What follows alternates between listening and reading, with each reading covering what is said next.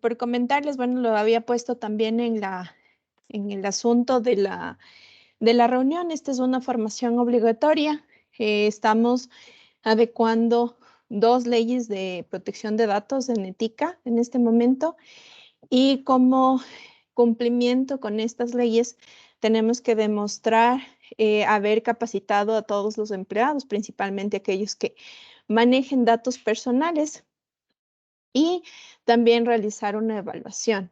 Esto también nos ha solicitado Hurtigruten, entonces todas estas capacitaciones, el test que van a tener que rendir, son evidencias que debemos presentar frente al cumplimiento de estas leyes, no solamente con Hurtigruten, sino también con las leyes de nuestro país. ¿Ya? Entonces vamos a empezar. Un poco para que sepan, les había comentado que TIC está trabajando o está adecuando 2 leyes. Estamos adecuando la GDPR, que es la Ley de Protección de Datos de la Unión Europea. Sí, esto estamos adecuando debido al requerimiento de Hurtigruten. Sí, pero también la ley menciona que cualquier empresa que maneje datos de personas de la Unión Europea deben cumplir con esta ley, porque es una ley extraterritorial. Y la Ley Orgánica de Protección de Datos, que es la ley que salió en nuestro país en mayo del 2021 y debe ser adecuada en todas las empresas que manejen desde un dato personal hasta las totalidades, como nosotros que manejamos varios datos personales. Debe ser adecuada esta ley hasta mayo del siguiente año. Nosotros en realidad estamos bastante avanzados, estamos terminando la adecuación en ETIC, estamos trabajando con algunos controles, vamos a movernos temporalmente a las regionales y luego volvemos a los hoteles, ¿ya? Así que absolutamente todos debemos cumplir con estas regulaciones, ¿ya? Vamos a ver a lo largo de esta formación conceptos claves. Sí, quisiera que si es que tienen dudas, si es que algo desde el punto de vista de su gestión les queda alguna duda o tienen ejemplos, pues con total confianza díganmelo, interrúmpanme, porque eso enriquece más esta formación y podemos ver algunas cuestiones que puedan ayudar a su gestión. ¿Ya? Entonces, empezamos con los conceptos claves. Los datos personales son algo que es bastante evidente: nuestros nombres, nuestros apellidos, nuestras condiciones de salud, nuestras condiciones políticas, nuestra raza, nuestra etnia, pero también algunas cosas que tal vez no están directamente relacionados con las personas.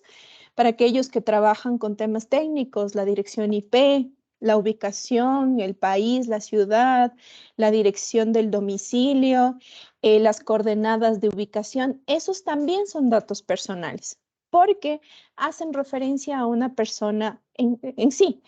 Si bien necesitaremos de otras fuentes para identificar a esa persona, también se consideran datos personales. Entonces, mucho ojo con eso, no yo solo trabajo con IPs y con coordenadas, también son datos personales, ¿ok?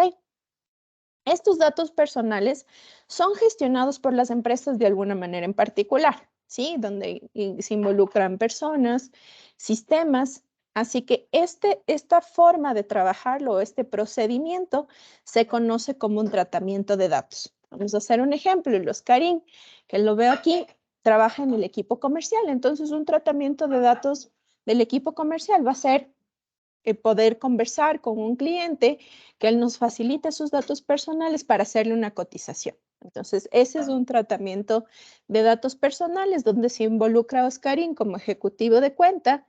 Está también el Salesforce y, bueno, algunos sistemas más que están involucrados. Siempre para hacer un ejemplo así chiquito. ¿Qué no son datos personales? Datos de personas fallecidas o datos de personas que asisten a una fiesta, ¿sí? Yoli Ayala, el Dari, el George asistieron a una fiesta, eso no es un dato personal y no hay que seguir todos estos procedimientos de privacidad, ¿ok? Otros conceptos claves vienen ya de cómo se conocen a las empresas o a estos agentes que manejan estos datos personales o realizan los tratamientos de datos personales. Estas empresas se conocen como responsables de tratamiento. Ya, para hacer un ejemplo con nuestra realidad, Tenemos los datos de nuestros exploradores que están en el tratamiento de datos de innovación que usa el MT Explorer, y en ese tratamiento es Etica el responsable del tratamiento de los datos. ¿Sí? ¿Ya? Otro concepto es cuando hay una tercera entidad que viene a colaborar con este tratamiento de los datos. Entonces teníamos los datos personales más el tratamiento y su responsable de tratamiento. Y si hay una tercera empresa, puede ser que nos ayuda a gestionar el tratamiento de datos personales propios, esta empresa se conoce, empresa o tercero, se conoce como encargado de tratamiento. Un ejemplo para lo que nosotros hacemos.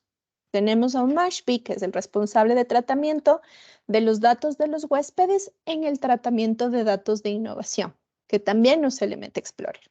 Pero como también usa el MT Explorer, hay un equipo de sistemas que le da soporte a ese sistema a Mashpee.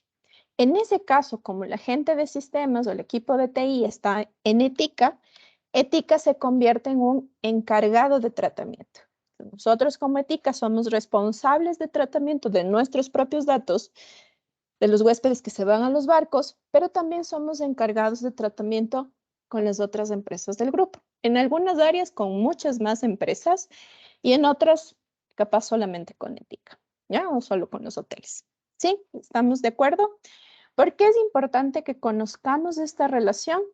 Porque cada vez que nosotros tengamos una relación con un tercero, que es un encargado de tratamiento, debemos tener un contrato con este encargado de tratamiento. Sí, este contrato debe estipular todas las cláusulas relacionadas con privacidad, porque si no estamos sujetos a multas, a sanciones. No tener contratos de encargado de tratamiento pueden significar para la empresa multas severas, que las vamos a ver al final. ¿Ya? Voy a hacer un ejemplo. No importa, tengo un proveedor que me ayuda a solucionar un problema en mi sistema, entonces yo le llamo, le digo que me haga un trabajo y le pago con canje, entonces no hay ninguna relación con esa persona que me está ayudando. Y encima esta persona está en Perú, ¿sí? O en Colombia, es un tercero. Pese a que yo le pague con canje, a que no sea una persona, ese tercero ya está teniendo la posibilidad de acceder a mis sistemas y en mis sistemas hay datos personales, ¿sí? Así que es obligatorio, así le pague con canje, así sea un amigo que me va a ayudar, debe haber este contrato de encargado de tratamiento. Ahora no podemos exceptuar estas cosas, ¿sí? Otros conceptos claves son las categorías especiales de datos. En las categorías especiales de datos hay que tener mucho tino con aquellos datos que son de salud, ¿sí? Cuando hicimos el relevamiento de cómo hacemos nuestros tratamientos de datos, vimos ejecutivos que les pedían el tipo de sangre y cosas que no están relacionadas con la gestión o con lo que nosotros como servicio les ofrecemos, ¿sí? Entonces, acuérdense que datos relacionados con la salud, datos relacionados con la etnia, con cuestiones políticas o de menores son características especiales de datos. ¿Por qué se hace esta separación? Porque si tenemos una brecha de seguridad donde se filtren datos, estos datos pueden ser más severas las sanciones. Así que es mejor limitar lo que más podamos, y vamos a verlo en los principios, limitar lo que más podamos de esa recogida de datos. ¿Ya? La comunicación de datos. En este caso, por ejemplo, ¿se acuerdan que hablábamos del encargado de tratamiento? ¿Sí? Puede haber una circunstancia en la que yo no le pueda hacer firmar a mi proveedor un contrato, ¿ya? O a mi tercera parte un contrato. Un ejemplo, no sé si hay alguien aquí de recursos humanos, pero cuando recursos humanos coge todos nuestros datos y le da al IES, nosotros no le podemos decir al IES, vas a cumplir con estos parámetros de seguridad, porque el IES tiene su propia gestión, ¿ya? En ese momento eso se convierte en una comunicación de datos, en una sesión. Yo tengo que darle estos datos por alguna obligación legal, algún tema jurídico, pasarle los datos de mi gente a estas empresas. Eso se conoce como comunicación de datos, ¿sí? Las transferencias internacionales también se vuelven un tema muy importante porque debemos notificar a la autoridad de control nosotros cuando realizamos transferencias internacionales de datos. Yo les hago una consulta, a ver quién me puede responder. Cuando ustedes están trabajando con su correo electrónico, ¿esos datos están en Ecuador? ¿Alguien No, sabe? Ya, ¿por no, qué no se no, encuentra Ed? en Ecuador, porque se encuentra en la nube y la nube puede estar en cualquier servidor en cualquier parte del mundo. Exactamente.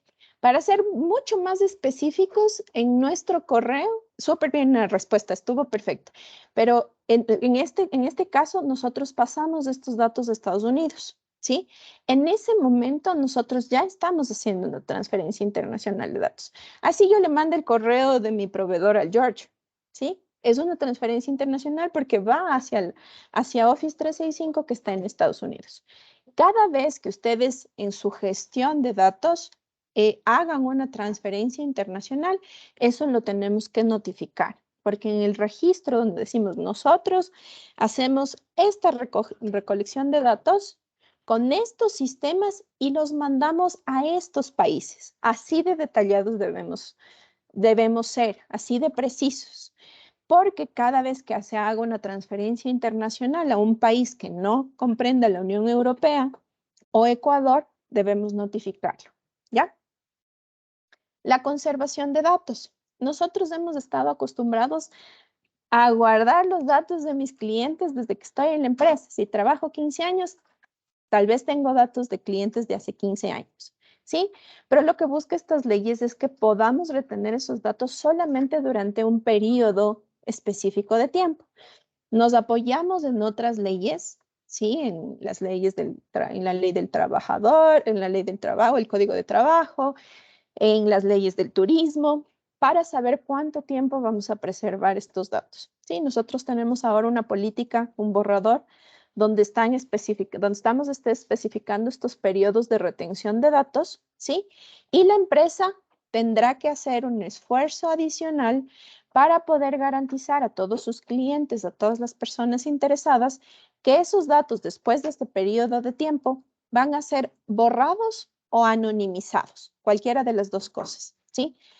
Borrados, bueno, eso está fácil, pero anonimizados es tratar de ocultar esos datos, si es que yo los tengo que manejar por temas estadísticos, guardar esos datos, pero que no le permitan identificar a una persona. Vamos a hacer un ejemplo, digamos que teníamos la cédula 1, 2, 3, 4, 5, ¿sí? Entonces, después del periodo de conservación de datos, vamos a tener que esa cédula sea 1, 2, X, Y, Z, A, B, C, 5, ¿sí? Vamos a tener tal vez el dato del país, el dato de su origen, pero no vamos a saber específicamente que se referían a Daniel Domínguez, ¿sí? ¿Ya? Y el último tema es la autoridad de control. Aquí en el Ecuador todavía no está definido, se están demorando bastantes más. Sí, seguramente crearán una superintendencia, esa superintendencia tendrá a alguien que controle. Entonces, nosotros deberíamos responder y vamos a responder a esta autoridad de control que se define en nuestro país. Ellos son los que van a buscar el cumplimiento de la ley en todas las organizaciones y dar cumplimiento sea con las sanciones o de la forma que ellos definan en el reglamento que deberán crear. ¿Ya? No sé si es que hasta ahí tienen alguna consulta. ¿No? Ok. Entonces, hay algunos principios que debemos cumplir, ¿sí? Como lo que les decía, ¿no? No puede ser posible que yo que trabajo en tecnología, cada vez que venga un proveedor a ofrecerme un servicio, le diga que llene en qué país está, en qué ciudad, cuál es su ubicación, si le gustan los viajes, si tal vez le gusta Galápagos, porque no puedo aprovechar esta relación comercial con mi proveedor para que forme parte de una base de datos de notificaciones publicitarias, ¿sí? Debe ser súper objetivo, pertinente y mínimo la recolección de los datos. Este es como que este y el cuarto, que es la limitación de la finalidad, deben ser muy específicos. Si yo voy a tener una relación contractual con un proveedor que me va a vender una computadora, esa relación es comercial de la venta de la computadora, ¿sí? No puede haber otra finalidad por ahí. Si yo le facturo a un cliente, digamos, Cecilia Simbaña se va al restaurante de Gangotena y ella consumió algo y le facturé, no puedo coger ese correo para mandarle publicidad, porque el objetivo, la finalidad era facturación, ¿sí? Sin que yo le avise, ¿ya? Entonces debemos ser pertinentes y mínimos, ¿sí? Voy a pedir solo lo que necesito, solo lo que voy a meter al Salesforce, solo lo que voy a poner en el JD, ¿ya? ¿Sí? La juridicidad es que todos estos tratamientos estén apegados a la ley, ¿sí? Que se cumplan bajo un estricto rigor de la ley. Transparencia es, sí, mira, yo voy a facturarte y también voy a coger tu correo para notificarte de promociones que hay en el restaurante de Casa Gangotena.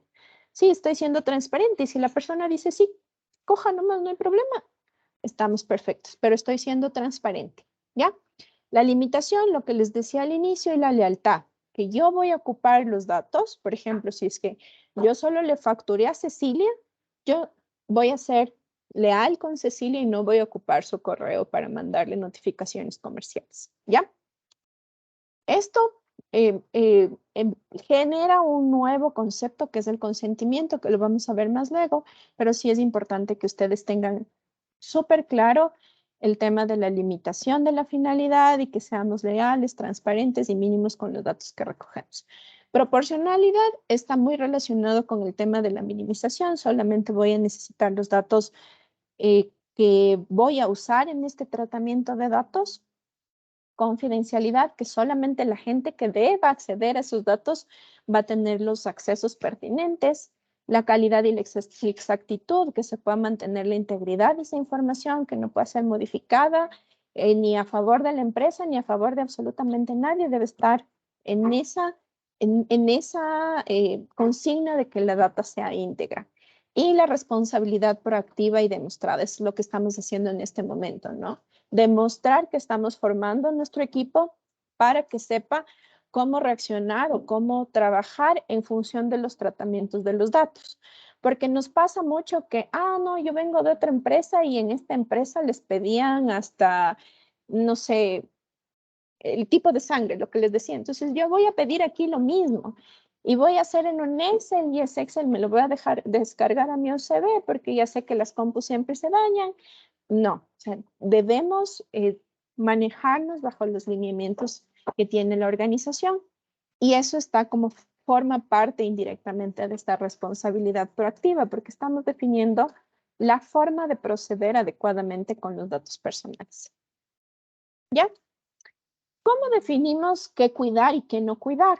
Definitivamente no tenemos el dinero para poder cuidar absolutamente todos nuestros activos, todos nuestros tratamientos. Y debe haber un enfoque para hacer ese tratamiento, ese cuidado de los activos o cuidado de los datos, ¿ya?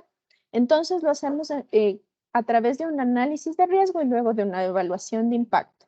El análisis de riesgo primero nos permite identificar cuáles son los tratamientos más críticos. Ejemplo, el tratamiento comercial, el de la venta, ser uno de los más críticos, es donde más datos recabamos o los datos de cuando ya estamos en la operación, ¿sí? Son tratamientos críticos, pero tal vez cuando le doy internet o sea, a Jason que visitó un barco, ese tratamiento de datos personales no va a ser tan crítico y no voy a tener que hacer mucha inversión al inicio en este tratamiento, ¿sí? Y luego vemos la evaluación de impacto, donde describimos cómo son las operaciones, evaluamos la posibilidad de que alguna brecha exista, cuál sería el impacto para nuestra organización y de aquí podemos definir medidas preventivas en orden, enfocando los recursos para que no gastemos demasiado, tal vez protegiendo cosas que mañana van a salir, ¿ya? O que no son tan críticas. En esta evaluación de impacto siempre debemos pensar en dos principios, en la protección de datos desde el diseño y la protección de datos por defecto. Si es que ustedes inician un nuevo proyecto, siempre tienen que ver estas dos cosas. Mañana el DARI va a crear un nuevo sistema. En esa definición inicial, DARI deberá pensar en la protección de datos desde que diseñe la arquitectura de esta nueva solución y por defecto cumpliendo con todos los procedimientos que tenemos actualmente. ¿Ya? Aquí viene el tema del consentimiento y esto es una de las cosas más engorrosas y con la gente que ya hemos venido viendo, que piensan que es lo más duro de conseguir, porque ahora las leyes te piden un consentimiento expreso. Antes, por ejemplo, los chicos que manejan las páginas web debían poner una notificación pequeñita que diga que usamos cookies.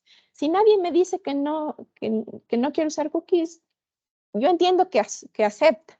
En cambio, ahora es al revés. Tienen que expresamente decirme que quieren recibir publicidad o promociones comerciales del Pinch Bay, ¿sí? Si no, no puedo mandarles y estamos incumpliendo con la ley. Este es el consentimiento que les hablaba un poco al inicio. Este consentimiento debe tener 4 cosas. El plazo de conservación de los datos, que era lo que vimos hace un ratito, durante cuánto tiempo voy a tener esos datos, la identificación de un delegado de protección de datos, ¿sí? La empresa debe definir un delegado de protección de datos, que sería una persona o un comité que esté atrás del tema de la protección de los datos, la base legitimadora del tratamiento, ¿sí? ¿Para qué voy a tratar esos datos? Para que el huésped viaje, para que el empleado trabaje conmigo, etcétera. Y los derechos de los interesados. Los derechos de los interesados principalmente son el derecho a la eliminación, el derecho a la modificación, el derecho al acceso. Esos son principalmente. A mí me encanta el tema del derecho de eliminación. Cuando es el caso, y les voy a poner un ejemplo, cuando nos llaman de las operadoras. No sé si les ha pasado a ustedes que llaman y llaman y llaman y llaman y llaman y llaman y ustedes les dicen, pero yo no le di acceso para que me estén marcando. ¿Por qué me marca? Ya no me llame, ya no quiero su plan, no quiero su crédito, no quiero su préstamo. Ahora vamos a tener la posibilidad de ejercer nuestro derecho a la eliminación y que borren nuestros datos. Si los bancos y las operadoras no eliminan nuestros datos y nos siguen haciendo notificaciones comerciales, pueden ser sancionados, ¿sí? La idea es que sean sancionados, ¿ya? Esos son los derechos que hay que incluir en el consentimiento. En las sanciones, si bien esto no es lo más importante, ¿sí? Yolita, disculpa una pregunta. ¿Cómo le hago saber al banco o a las operadoras telefónicas que ya no quiero que me sigan llamando? O sea, simplemente de manera verbal o tengo que hacer un escrito, algo formal.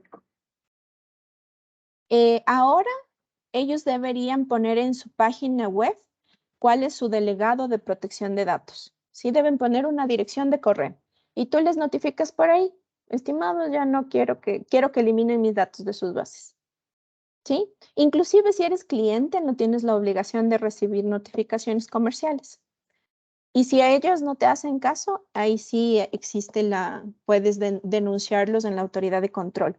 Todavía el reglamento no está creado, pero en la Unión Europea ese es el procedimiento. O sea, podrías hacerlo de esa forma. Gracias. Ya, Lore. A ver, entonces, regresando al tema de las sanciones, si bien no es lo más importante, sí quiero que miren lo que puede significar para la empresa una omisión nuestra. Estar en esta formación y no pararle asunto y no saber qué es un dato personal, no saber qué es un responsable de tratamiento, no saber qué es un encargado, no saber que tengo que hacer un contrato con ese encargado si de alguna manera tiene que tocar datos personales de la empresa, esas omisiones pueden incurrir en estas sanciones, que son sanciones importantes. Aquí en el Ecuador no son aparentemente tanto, cuando lo hablábamos con el equipo financiero, sí es bastante para la empresa, pero en la Unión Europea sí. Sí, son sanciones súper fuertes. Entonces, quiero que las vean y generemos conciencia de, voy a abrir un correo que es súper malicioso, es más, estaba en mi correo no deseado, pero como decía un bono navideño, voy nomás a abrirlo, ¿sí? Porque puede venir con virus y esas cosas, y si bien directamente no está relacionado con un tema de privacidad, de protección de los datos, esa brecha de seguridad, eso que yo abrí, puede generar una filtración de datos, que nos roben datos, que los datos se encripten, como es el tema del ransomware. Y a la final estamos enfrente de problemas legales por el tema de protección de datos, porque no protegimos nuestros datos. Y ahí es cuando regresamos a ver la formación, ¿ya? Entonces, en la Ley Orgánica de Protección de Datos, que es la nuestra, la ecuatoriana, las sanciones leves van con multas sobre el volumen del negocio del año anterior entre el 0.1% y el 0.7%. ¿Qué significa esto? Si es que la Metro vendió 10 millones de dólares, pero tuvo egresos por 11 millones de dólares. Ojo, ahí estamos a pérdida, ¿sí? Ya estamos en pérdida. Eso no le interesa a la autoridad de control, sino que igual hace una multa o define la sanción entre el 0.1% y el 0.7% de esos 10 millones, ¿ya? Si es que hay alguien me ayuda, podemos saber cuánto significaría para la empresa, pese a que es un año en pérdida, ¿ya? Eso no le interesa a la autoridad de control en cuestiones de sanciones.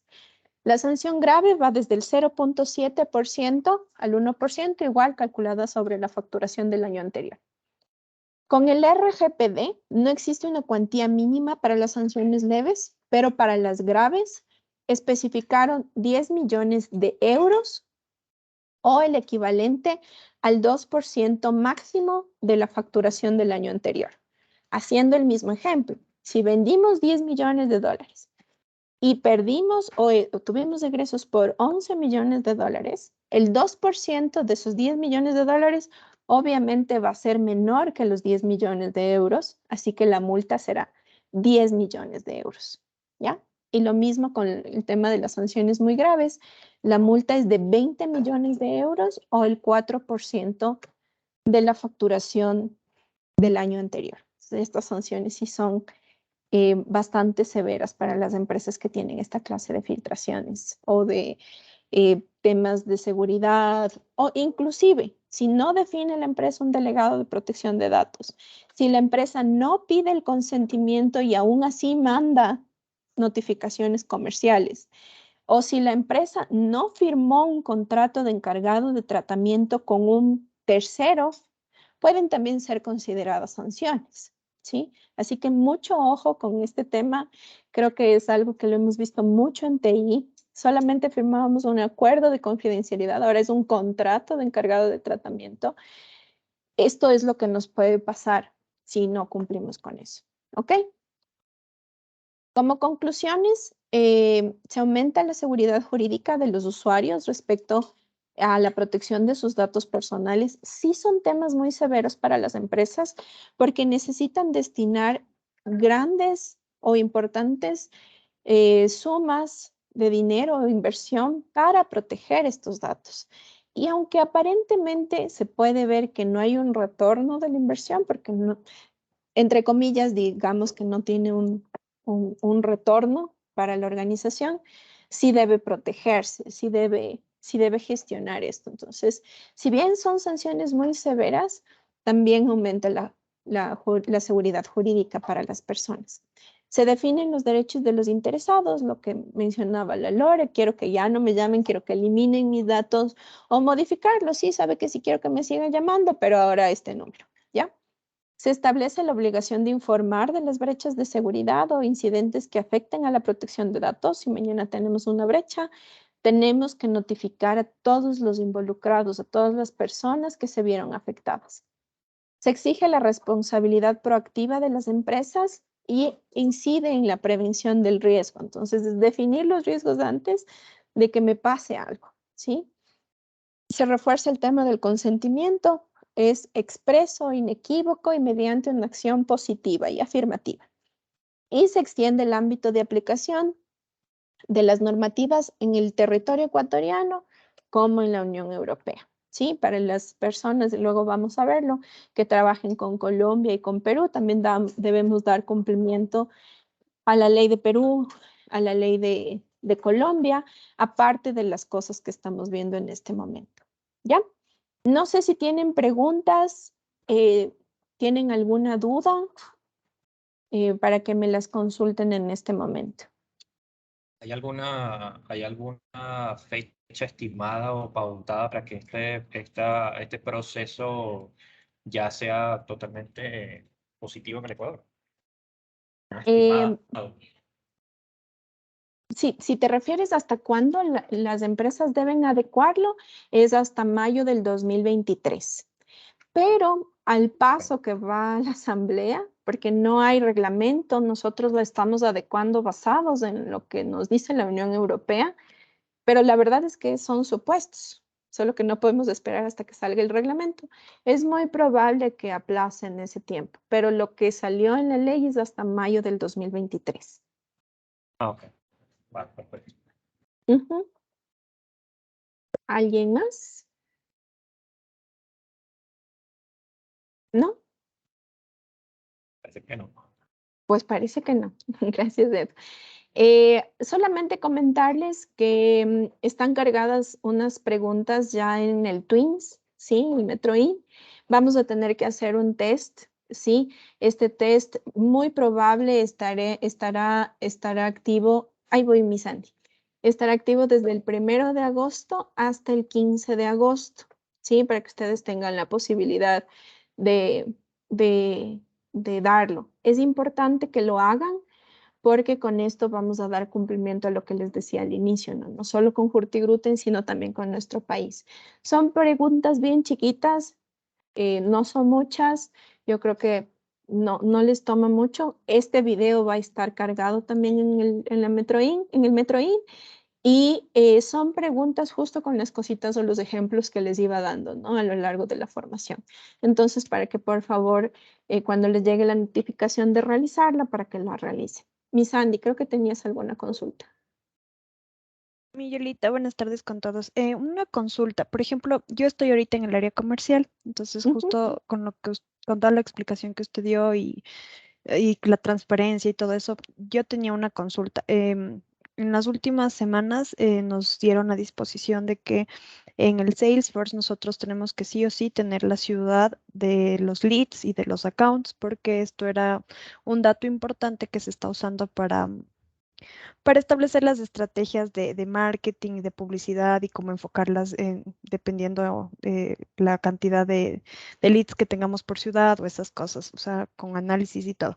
Entonces, con este preámbulo, lo que yo quiero saber es, por ejemplo, tengo unos casos de personas que escriben al info@mashpi y solo ponen, hola, quiero información y ya, no sabemos nada más. O sea, a duras penas, si es que con suerte está el nombre ahí en el correo cuando nos llega, tenemos el nombre y el correo, no tenemos nada más. Entonces, en ese caso, yo le quería preguntar a usted, si yo le pido el país o le pido la ciudad, o le digo de dónde me escribe o en dónde vive, yo tendría que decirle, o sea, o sería mi obligación decirle para qué le estoy pidiendo esa información. O sea, como que mire, estamos llenando una base de datos, quiero saber de dónde nos escribe o algo así, o solo estaría, creo que no sería ético y si solo le pido la ciudad o se niega a darme o algo así, ¿verdad? Estoy en lo Ujú. correcto. Sí, sí, pero nosotros sí, cuando hicimos el relevamiento de los tratamientos del área comercial, sí salió este tema que solicitan la ciudad por temas de marketing. Entonces, con la transparencia que hablamos, justo lo que les hacía el ejemplo del correo de la factura, ¿sí? Es decirles que también hay esta finalidad, ¿no? Del tema de mejora de nuestras propuestas en función de la ubicación. Entonces, eso está especificado. Vamos a trabajar, hasta ahorita hemos hecho como que la adecuación. Hemos visto primero los tratamientos y esas cosas. Luego, con cada una de sus áreas, vamos a ir poniendo estas cláusulas, ¿no? Entonces, les vas a... Yolita, perdón, ¿y cree que sea más delicado si es que yo le pido en lugar de la ciudad la dirección? O sea, su dirección de domicilio, ¿cree que es como algo más personal o debería limitarme solo como a utilizar la ciudad? Porque lo que nos dicen a nosotros es que mientras más exacta sea la ubicación es mucho mejor, Ujú. pero no sé si qué tan invasivo, o sea, en este tema de la protección de datos, porque también considero que los ejecutivos tienen esa capacidad de análisis de ver con qué cliente sí puede y con cuál no, porque hay personas que son súper abiertas, hay otras que son muy reservadas. Entonces, pero quiero saber si estaría mal de mi parte si yo veo que hay un pasajero que no tengo información, pero está súper abierto, súper interesado, pedirle la dirección exacta de su domicilio. No, no, no. Aquí es importante un tema, ¿no? No es que tenemos que pedir menos cosas, ¿sí? Sino que notificarles para que vamos a usar esos datos, ¿sí? Entonces, en el Ah, ya, momento en el que chévere. lleguemos al tratamiento comercial, ahí va a estar, y ocupamos estos datos para esto, y estos datos para esto, y estos. En este caso no es tan crítico porque no es una notificación comercial. Ahí sí vas a necesitar que expresamente esta persona te diga si quiero, pero en este caso solo le vas a decir, lo más probable es que mandemos a un link en la página web, eso todavía lo vamos a decidir, a dónde está esta cláusula, ¿ya? Y ahí dices, a ver, cojo estos datos para esto y esto le voy a guardar tantos años. O voy a coger todos estos datos para esta finalidad. En ese sentido, no limitamos a que no puedas obtener los datos que la empresa necesita, pero que también no seamos eh, leales o transparentes con nuestros clientes. La idea aquí es no omitir, sino más bien avisarles para qué necesitas. Y si es que alguien te dice, no, no quiero darle, ok, Claro, ahí no, se no, no me entiende y des. está en su libre derecho, claro. Ujú, ujú. Ya, mi Yolita, muchas gracias. Ya, mi Anita, Santi. buenas Sí, tardes, Amparo Legal. Amparito. Pregunta. Nosotros que manejamos todos los contratos y en los contratos sí están como que nombres y cédulas y todo de representantes legales de las empresas. Eh, Nosotros los históricos lo mantenemos en lockers de varios años por temas de auditorías. Ujú. Juan, cuando usted dice que tenemos que más o menos manejarnos con los tiempos para conservar y toda esta información, ¿tenemos un rango de fechas o en qué tiempo hay que ya empezar a eliminar? Tomar en cuenta que tenemos muchas de las veces en físico y en digital. A ver, en el caso de relaciones contractuales, si es que me invento esa relación contractual todavía existe, no hay problema. Las puedes mantener. Lo que dice, si no me equivoco, y hay que revisarlo bien, Amparito, pero sí está especificado eso en nuestro borrador de la política de conservación, es que finalizada la relación contractual, podemos tener durante 10 años más, porque es el periodo en el que nos pueden hacer estas auditorías. Sí. Que estaríamos hablando, o sea, si tienes ahorita una relación contractual vigente, no hay problema, puedes seguirlos manejando porque existe todavía esta relación. Pero si ya fue una relación que finalizó hace un año, digámoslo así, finalizó hace un año, tú estás en la capacidad de mantenerlo por 9 años más por los temas de auditoría, precisamente. Es un periodo bastante amplio, digámoslo así. Sí, así veo. Ya, chévere. ¿Alguna consulta más? Ok. Solo una cosita que me olvidaba y para la gente que va a ver la grabación, la imagen, las fotos también son datos personales. Así que si tenemos a alguien aquí, un guía o alguien que justo se subió al Santa por temas de trabajo y hubo alguien con quien se tomó una foto, lo más recomendable es que esa foto no se cargue en nuestras redes sociales, porque inició la relación, así nos hayamos hecho muy amigos de la persona que está a bordo, por la relación laboral, ¿sí? Entonces hay que tener mucho cuidado porque la imagen también es un dato personal.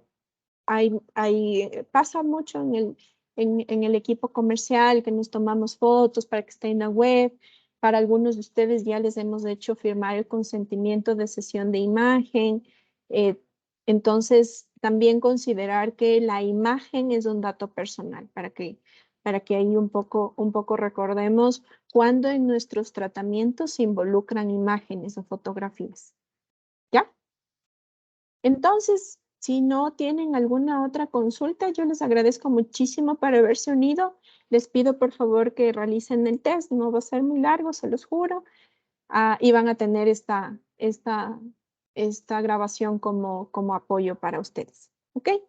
Entonces, Miguelita, ¿cuál es el plazo? Perdón, no sé si yo me perdí de esa información. ¿Cuál es el plazo para realizar la prueba?